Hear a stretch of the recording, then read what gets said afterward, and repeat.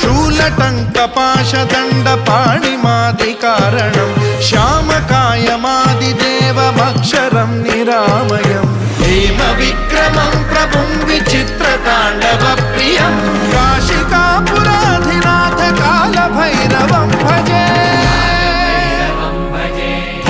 मुक्तिदायकं प्रशस्तचारु विग्रहं भक्तवत्सलं स्थितं समस्तलोकविग्रहं विनिक्वणं